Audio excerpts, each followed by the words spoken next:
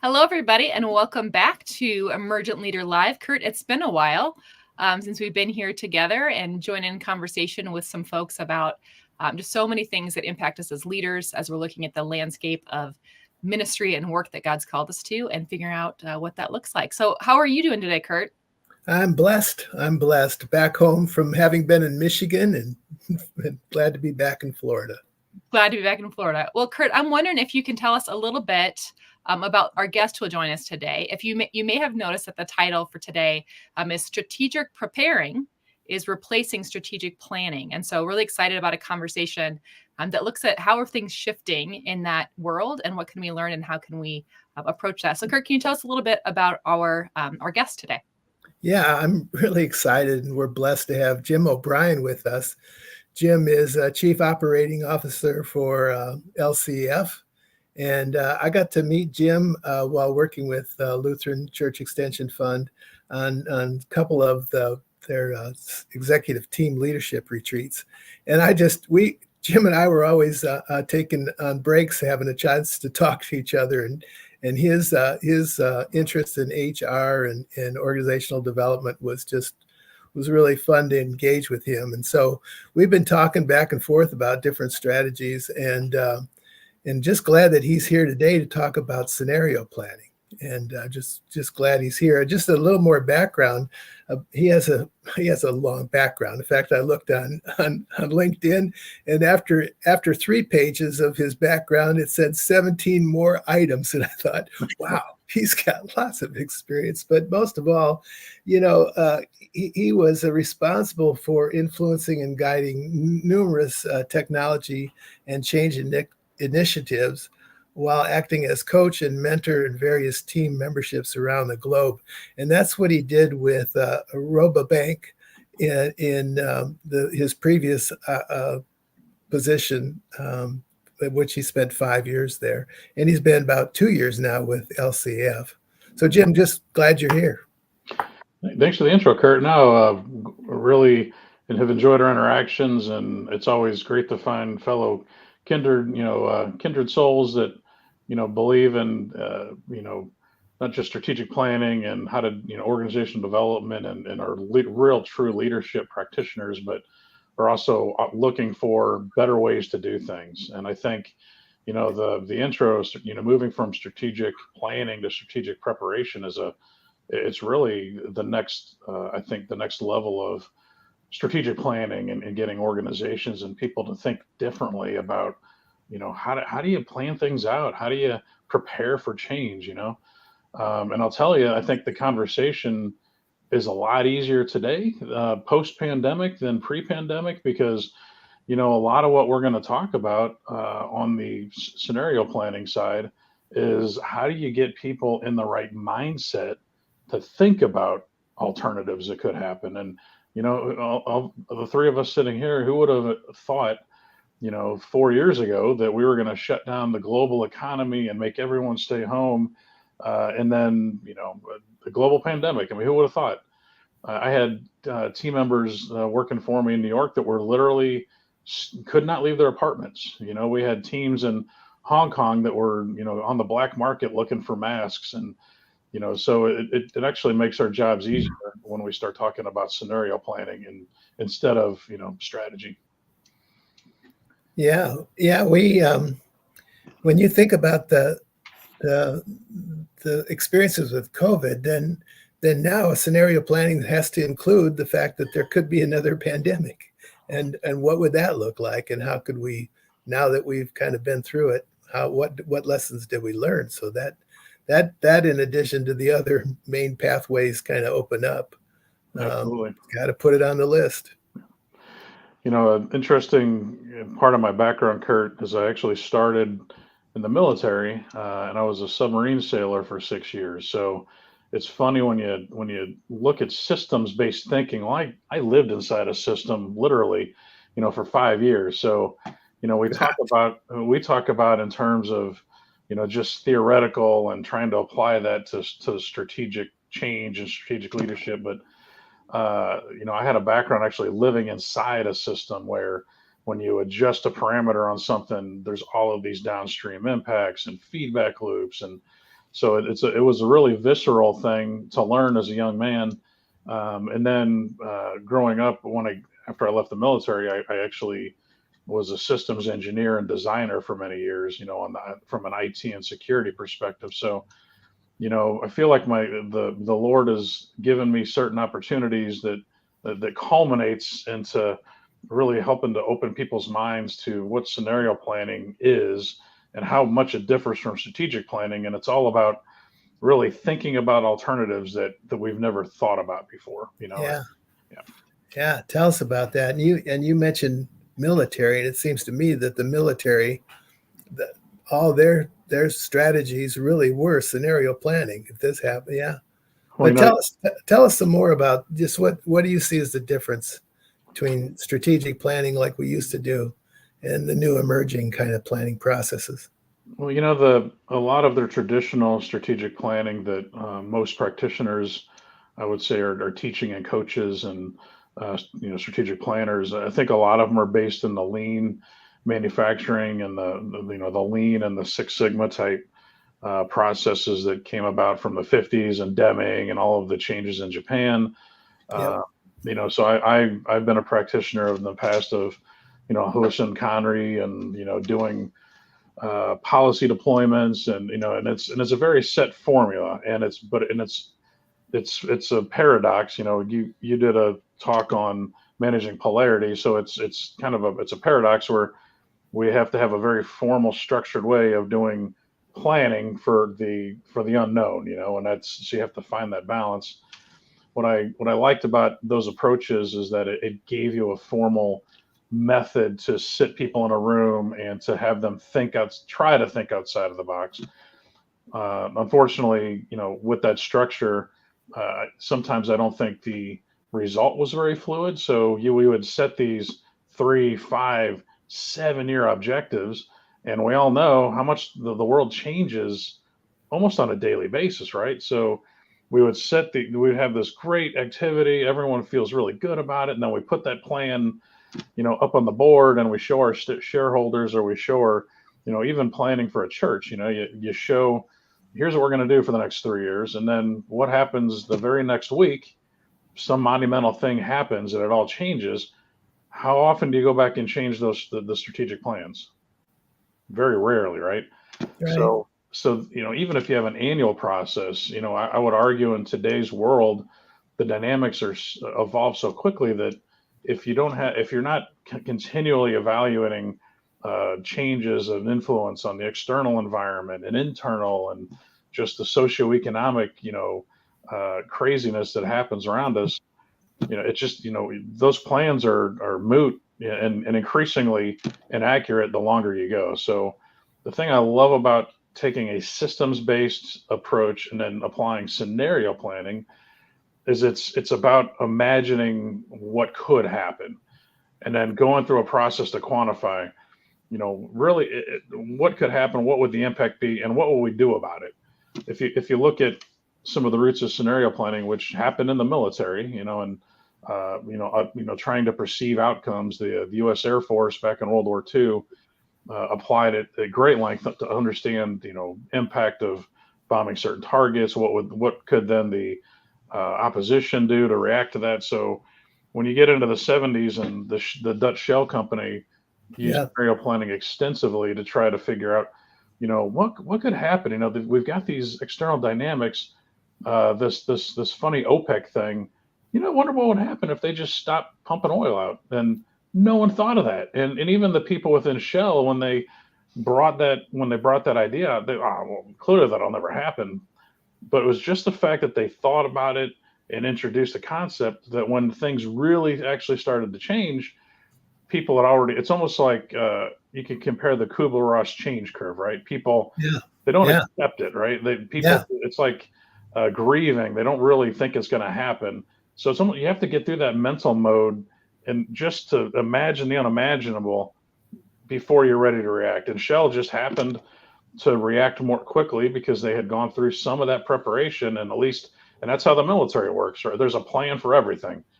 Somebody thought of it, and at least you can go pull out the plan out of the file cabinet and, we did think about this. And at least it gives you the first couple of steps, or what to do. So Yeah. Yeah, we talk about building awareness, those conversations that you're talking about, like just thinking more, being more creative and willing to explore. And when you do, you bump into new awareness, and people carry that with them.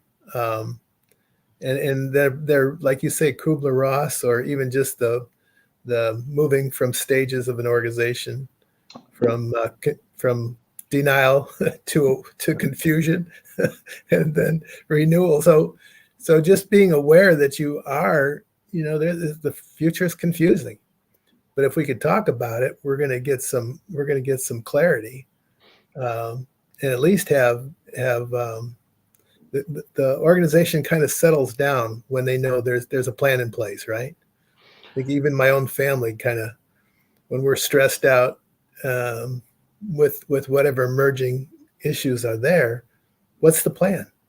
And no, I think absolutely, and having that preparedness, and we would be irresponsible to think we can imagine every single outcome. But if you have at least take the time to think about what could happen, and again, thinking of COVID as a new paradigm for everybody, I think people are more open to imagining the unimaginable. And I think the big challenge, Kurt, is when you get into a room with folks that have been in a place for a long time, or and we think about the congregations that we serve and the ministries that we serve.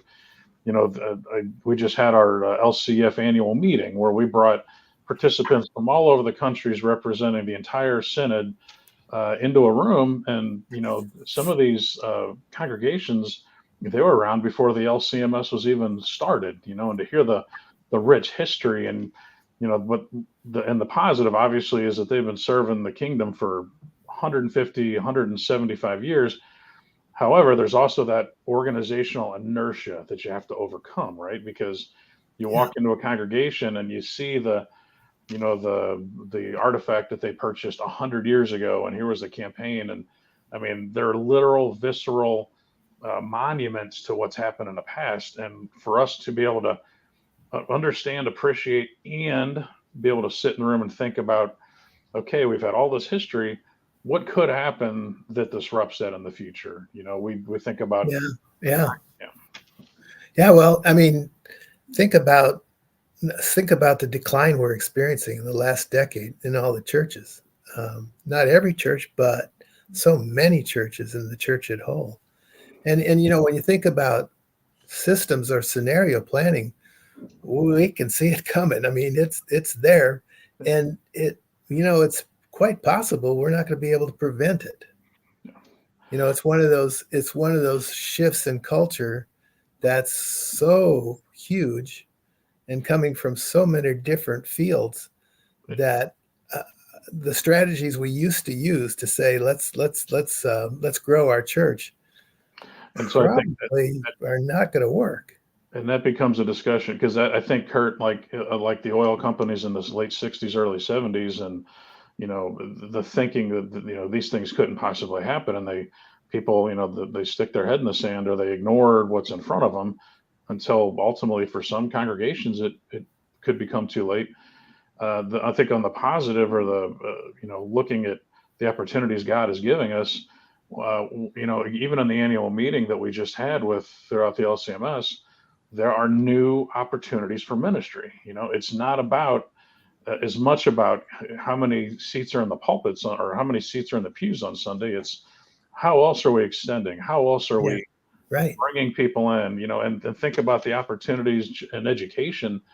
It's incredible. The public school system. Not to get into editorial, but I mean it's challenging. They're teaching to the Yeah, least common denominator. They're trying to teach everybody at once. You've got all of these secular and crazy social influences. When you look at how the Lutheran Church and how the Lutheran schools through the pandemic continue to actually teach children, help them grow, and the amount of new students we gained during that period. I mean, there's a lot of opportunities. Early yeah, head start, multi-use facilities where you can worship and you can be part of your community and offer other services. I think that's where, from a scenario planning perspective, we really need to start thinking is how can we reach the culture? How can we reach our communities, and grow congregations in a non-traditional sense, but we're still supporting the kingdom. We're still expanding our mission, Yeah. And excuse sorry, me, go ahead.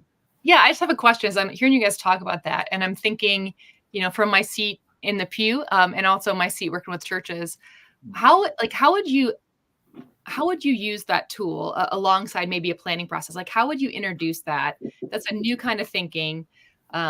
I'm afraid to think about the unknown. I'm afraid to think a scenario. How have you seen that be fruitful for congregations and organizations like practically? Like, how would you bring that to a group and say, let's talk about this so that we can think differently and plan differently? Do you want me to start that, Kurt?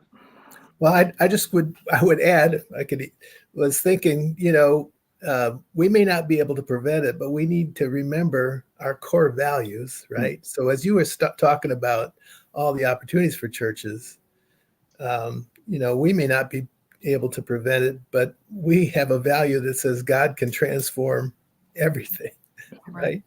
So I think it's that really aligning back with transformational thinking and not transactional, because if we keep doing what we've been doing, right? So that's my thought, is just go back to that creative, spontaneous resurrection thinking, and then face the realities around us. Yeah, I think part of it that we talked about earlier is we have to acknowledge the challenging things that are out there, the threats, the external environment that we operate in, and we have to accept it. And if you look at various, psychology or different studies, before we can move on to the positive, forward thinking, scenarios and how we can, react to these challenges, you have to purge the negative. You have to understand, talk about, and acknowledge those things that are challenging us today.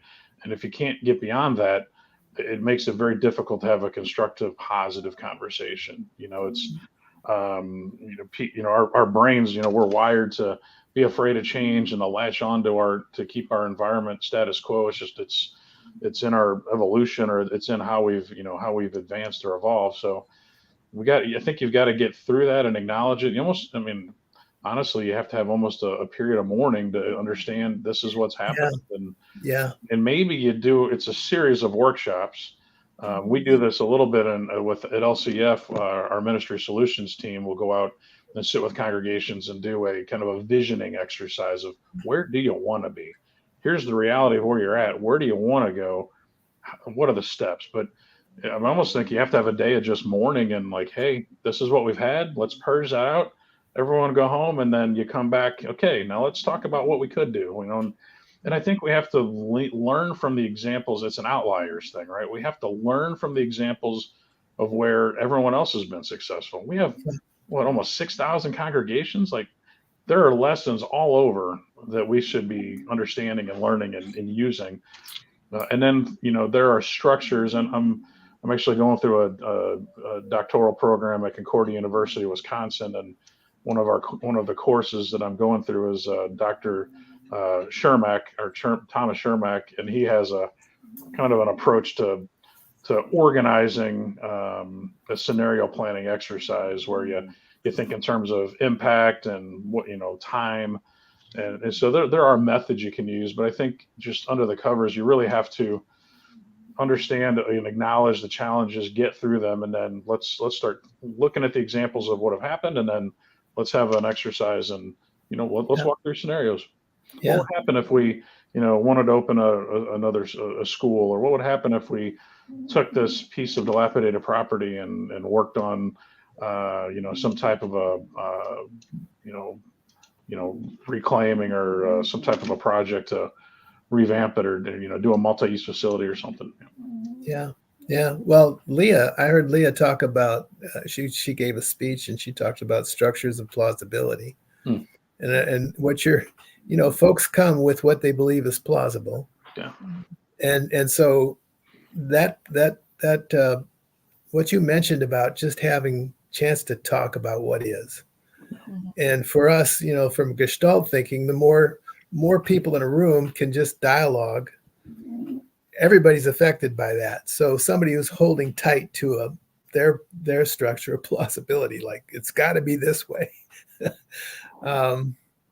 When they hear enough people, there's kind of a validation that maybe my thinking is I've got to let go, and they're not holding on quite as tight. But that process has to happen. Like you say, I think they've got to go home and think about it, talk to their spouse about it. They've got to come back and raise it. And they also have to be heard. There has to be an environment where everybody gets heard and honored for their position, even if it feels like it's the frozen chosen. I hate to overly refer to, some of the more popular, but Malcolm Gladwell and blank, the amount of how we're driven by the subconscious, and we have to absorb that stuff. I don't know how you are, but I know that my problems, the things that the solutions that pop on my head, it's 3 a.m, when I wake up and I'm like, you know what? Because our minds are churning and they're processing this stuff. And so again, I think you have to introduce it and let it percolate and kind of let it, let people be ready to be in the right mindset. Because it's almost like a crisis happens and a counter starts.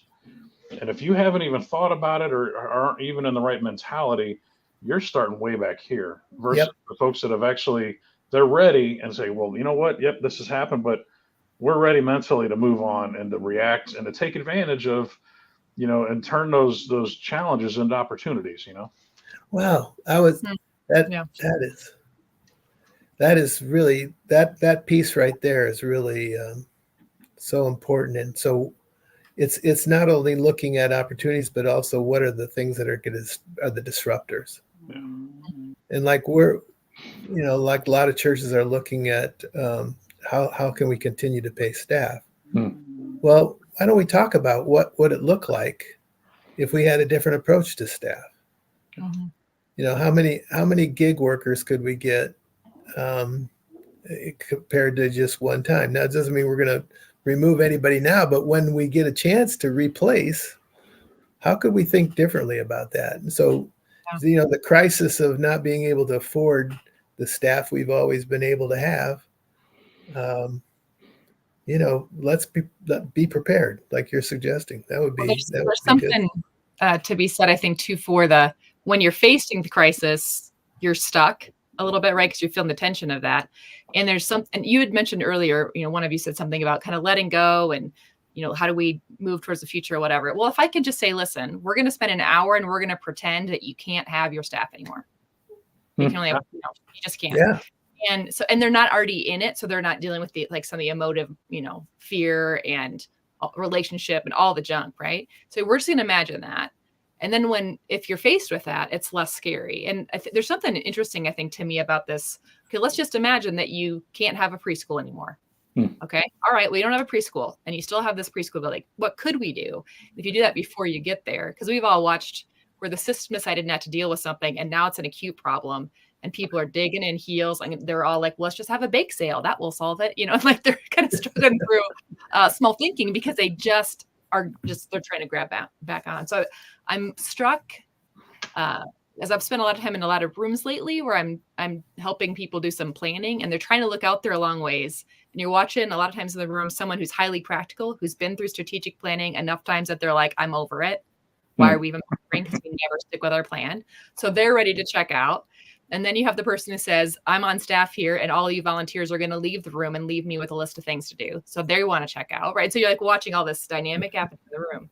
I'm struck by what it looks like to say, let's look ahead and let's plan ahead, but then let's spend some of that planning time just imagining what if and doing some of that stuff so that we can decide how will we decide or how will we pivot if we get there. I'm curious how you guys have seen that dynamic play out in rooms, watch how people react to that. Has that opened people up? Does it just get them scared? Like, how have you seen that play out? So just from my personal experience, I've worked in many industries: healthcare, animal science, ag, finance, and it's the same everywhere. And I'll tell you, Leah, it probably goes a long way to promoting what you do and what Kurt does. you have to have effective facilitation. You have to really, I think, having some understanding of who's going to be in the room, who are the real influencers, and I don't want to be dismissive of everyone that's in the congregation, but there's a certain dynamic of the people that you involve, and where do you find that balance? So one thing I like about Shermack's approach is, he looks for the super people, or the exceptional people that have influence, that have the right kind of thinking going forward. And you want to have a lot of those types of folks in the room. And for those of you that have been, I saw, Leah, you've got project management and strategic implementation background too.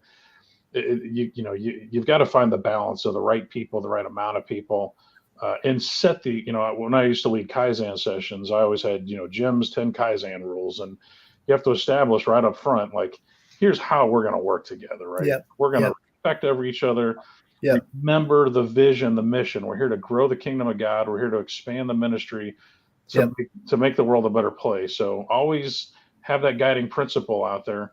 And then again, just choosing the right people, making sure that they understand the expectations. And I think as facilitators, you also have to not be afraid to go, hey, take somebody aside. You've taken up 70% of the air volume in the room, which is great, and I appreciate, but I just need you to, take it down 10%. And, that's the art and the science of, being a facilitator. You really say which is great before you say that, Jim, because I'm not quite that generous. Well, I think too, the need to put the right people in the room, and then also like John Cotter's thoughts about how you bring about change in a system, in a very large and sluggish system, is you've got to have a core. Yeah, you have a core of leaders who are willing to go, because you in the church, you have people who are acting like true servant leaders, and then you have others who are acting like customers. And the customers will be, like customers are. They'll want more for less, and they don't want change that affects them anyway. So you got to have the right people, and then they've got to.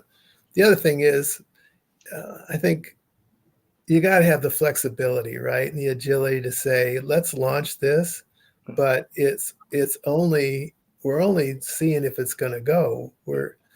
You talked about a 7-year plan, but I always say, it's good to have a 7-year plan, but just remember, it's a 1-year plan. Yeah. And then next year you got to redo those 7 years, right? And if you're not willing to do that, and the other thing in congregations, the communication is so loose. Yeah.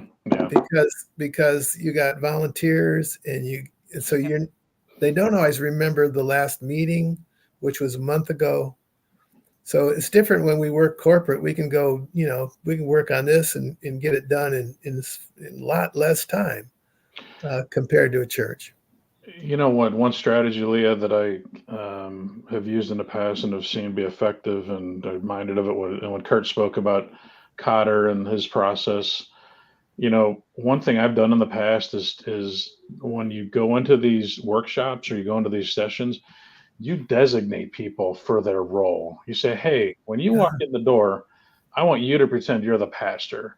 I want you to be the devil's advocate. I want you to be the forward thinking. And you put people in roles that they may not normally be exposed to, and it changes their mentality going in, because it automatically shuts down all of their, it forces them to think from a new perspective walking in the door, right? Mm-hmm. So I'm not the pastor who has to worry about my whole flock. Hey, pastor, I want you to pretend you're the 87-year-old parishioner who has every capital campaign. When we get to the end and we need that extra oomph, you're that person. Or, I've seen that short circuit kind of the barriers and help people get into a more scenario or forward thinking mindset.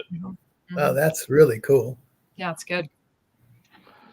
And it's funny too, because when it also, I think we have to interject humor in some of these too. So just, finding, I want you to be the 25-year-old new mom with the baby in the back, and just, And meet the Yeah, 87-year-old be that. Yeah, I role play dysfunctional meetings, so to give everybody a role, the perfectionist, the workaholic, and then we play that for a while. And it's so absurd that then when we go back to the real meeting, people kind of calm down. Mhm. But again, it's like you have to break through those emotional barriers to get people thinking. You have to, having people, change their mental mode and letting go of some of the past while we're still leveraging their experience. It's a paradox thing, but it's it's a Yeah. So what are some of the resources that, if I'm facilitating, if I'm in the church and I'm a chairman or someone who's working this process, are there some resources they can look to, kind of find out the process, but also the theory behind it?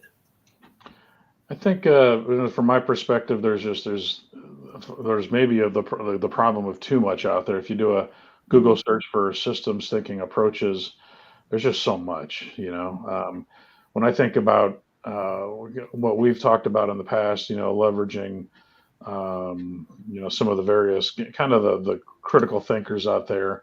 Donella Meadows in her book Thinking in Systems. Yeah. Peter saying, the five disciplines. I do like some of the work that Concordia University of Wisconsin have been promoting with Dr. Shermack and the scenario planning and organizations, which gives there's a good YouTube by Dr. Shermack where you can it kind of walks you through a workshop session. So here's how you can organize it. Here are the steps you can take. I'm dealing with a scenario planning book today, just a scenario planning and systems, one of his books that will walk you through some steps that you can take. But to be honest with you, Kurt, I think there's really the opportunity for an organization or, emergent leader or other where to kind of bundle up a very easy, you've got to make it simple enough that people can latch on and understand it. And you can't make it so complex that you can't take a whiteboard and some yellow stickies and some big post-it notes and do this yourself. So it's Yeah. Well, that'd be helpful, and Lee and I will work on getting that out. So some of those resources. We'll link that to the video if we can find that other. Thank you. Great. Yeah, but other than that, it's easy and it's hard. Kind of like church work and the kingdom of God and being the church together. It's easy and it's hard. I think there's this theme too, as I hear you talk, Leah, and then Kurt. That's the funny thing too, is everybody thinks, and I've again been worked in a lot of industries and a lot of businesses, and everyone thinks their challenges are unique. All of these congregations, as we're trying to tackle these immense problems, we always forget, like, we're not the only congregation that's dealing with this, right? I mean, I think it's incumbent upon us to just say, hey, reach out we've got to come up with a way to, and maybe that's an LCMS helps with the whole synod, but there's other churches having these challenges, right? This is a common theme. You don't have to go it alone. Reach out to your organization, Kurt, or LCF through the Ministry Solutions team. We should be leveraging these resources together and understanding that we're all striving for the same thing. Yeah. And that may be another system that's in place, a mental model that keeps us from collaborating. Because you can see churches that two small churches shrinking next to each other, and you'd think they'd want to merge. No, probably not. So there's so many things that as you're talking about, I think it's just the opportunity to get people in the room. Yeah. And to dialogue and make sure everybody's got a chance to be heard and honored for their opinion, and just keep raising the awareness till that so that they have an opportunity to see what's possible, and to not let loose of their core values, which just frightens them the most. Is somehow my core values will be lost, and then go for it. I think sometimes we want so much consensus that we end up we don't go anywhere. Analysis by paralysis. Yeah, yeah, and we want everybody on board, and that's really not possible. Just at a fundamental level, strategic planning. Instead of trying to create a plan that you think you're going to run for the next 5 years, realize that the life changes, the environment changes, people change. It's okay to have a roadmap. Just realize that, that journey that you're on, you may end up at a different destination, but you got to keep looking out the window, right? And what's ahead of us, and imagine the unimaginable. It's like driver's ed, right? Hey, pretend that a moose is going to jump out at any moment and be ready to make that swerve. But yeah, and even us facilitators need to say, we had a good plan for this meeting, but you know what? It's heading somewhere else. How many of us have been in sessions where it takes a complete left turn and we go, oh, this is much better than what I had wanted to do. Yeah.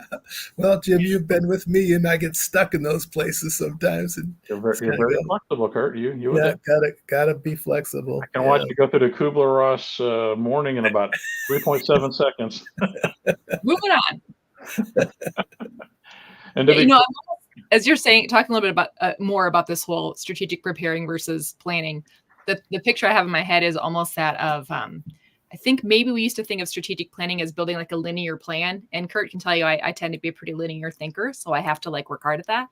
But we used to think it's this linear plan, but it seems to me the places where people are being successful is it's less linear, and it's more, these are the things that matter most.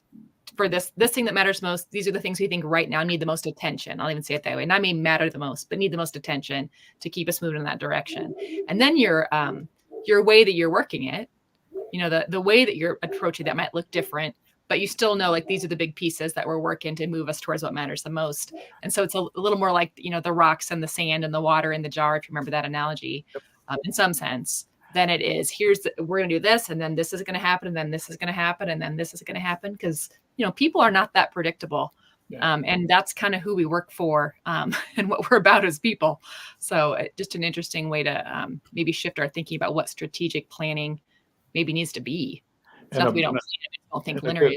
That's a really good point, Leah. And one thing to consider is in most scenario planning practices or exercises, you're only trying to get to 3 or 4 scenarios, right? The high impact, what could happen, the world's going to blow up in the next pandemic, and here's all the routine things so you want to have 1 or 2 of the big what ifs, but you're not looking for 40 of them, right? So that kind of blends. It's still linear, but those lines could go different directions, and at least you're ready for it, because as Kurt said earlier, it's 90% of this is just having people be, have the mental preparedness to be ready for something going wrong, and being able to react, and not be completely latched onto how it's always going to be, and not being ready to adapt to that change. So just having 3 or 4 things even gets people, I think, in the right mental state. Yeah, thanks. Well, guys, our time is just about up. We've gone not quite to our 40 minutes yet. Kurt, I'm wondering if there's anything else you want to kind of lift up or share as you're thinking about. You've been thinking, I know a lot about systems and strategic planning and how that impacts us as a church. No, I'm just really appreciative of this conversation. We meandered around a bit, and that's how it goes. And if we could grab onto a few nuggets, that just helps us to be ready and more aware.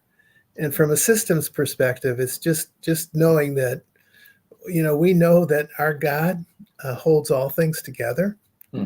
He's the one who created all things, and in him, visible and invisible, and heaven and on earth, thrones and powers and rulers and authorities, all those things we look at as potential parts of the environment we work in. They're all held together by God, and knowing that, we know that we're held too, and even in our planning, God can bless those efforts. And that's so. And I think systems. I think God set it up this way. We're all connected. Yeah, well said. Well, thank you both for being with us today, just for the conversation, just as we continue to serve God and his people. And just to all of our emergent leader folks, glad to have you with us. You'll be hearing from Kurt and I here in the next couple of months as we think about what might be next for emergent leader. Jim, thanks again for being with us today. We really appreciate your time. Thank you for the opportunity. Yeah, thank you, Jim. All right, bye-bye.